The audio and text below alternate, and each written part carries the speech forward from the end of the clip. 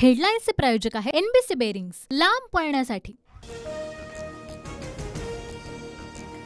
विजय शिवतारेंच्या वक्तव्यानं अजित पवार गट आणि शिंदे गटातील वाद विकोपाला। शिवतारेंना आवरा नाहीतर कल्याणमध्ये वेगळं चित्र दिसेल। राष्ट्रवादीचे प्रवक्ते आनंद परांजपेंची शिंदे गटाला धमकी।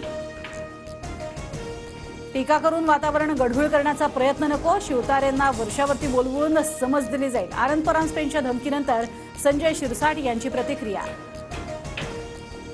वादग्रस्त वक्तव्य टाळा, विजय शिवतारेंना महायुतीतील वरिष्ठांकडून सूचना। तर शिवतारेंच्या भूमिकेवर वरिष्ठ पातळीवर निर्णय घेतला जाईल, अजित पवारांची प्रतिक्रिया। पुण्यात मनसेला मोठा धक्का, साहेब माफ करा म्हणत वसंत मोरेंचा मनसेला अखेरचा जय महाराष्ट्र। तर परतीचे दोर कापलेत, राज ठाकरेंनी बोलावलं तरी परत जाणार नाही अशी मोरेंची भूमिका। लोकसभा लढण्यास इच्छुक होतो, पण कोर कमिटीतील लोकांनी माझा नकारात्मक अहवाल पाठवला। राजीनाम्यानंतर प्रतिक्रिया देताना वसंत मोरे भाऊक। वसंत मोरेंच्या राजीनाम्यावर कोणीही बोलू नका, राज ठाकरेंचे पुणे शहर मनसेच्या नेत्यांना आदेश। साईनाथ बाबर आणि अजय शिंदेंचा प्रतिक्रिया देण्यास नकार। इतर पक्षांकडूनही मला ऑफर, पण पवारांसोबतच्या भेटीत कोणतीही राजकीय चर्चा नाही। शरद पवारांच्या भेटीवर प्रश्नानंतर वसंत मोरेंकडून स्पष्टीकरण।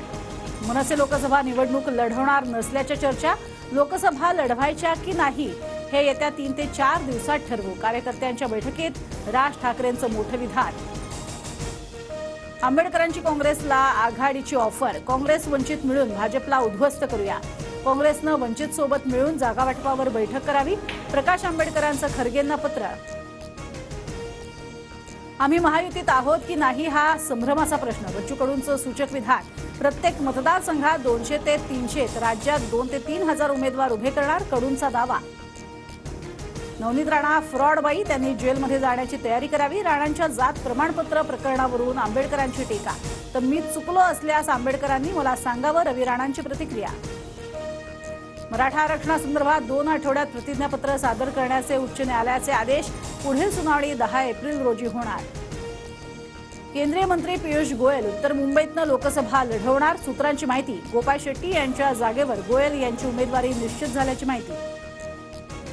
राहुल गांधींच्या भारत जोडो न्याय यात्रेचा धडाका आता महाराष्ट्रात। 17 मार्चला शिवाजी पार्कवर यात्रेची समारोपीय सभा, उद्धव ठाकरेंसह शरद पवार उपस्थित राहणार। नंदुरबारमधील काँग्रेस नेते पद्माकर वळवींनी घेतली बावनकुळेंची भेट, वळवी भाजपच्या वाटेवर असल्याची चर्चा। तर भारत जोडो यात्रा मुंबईजवळ येईल तसे अनेक धक्के बसतील, गिरीश महाजनांचा मोठा दावा। सुप्रीम कोर्टाच्या आदेशानंतर एसीबीआयकडनं निवडणूक रोख्यांची यादी ही आयोगाकडे सादर, सूत्रांची माहिती। यादीत निवडणूक रोख्यांची आकडेवारी। हेडलाईन्सचे प्रायोजक आहे एनबीसी बेरिंग्स, लांब पळण्यासाठी।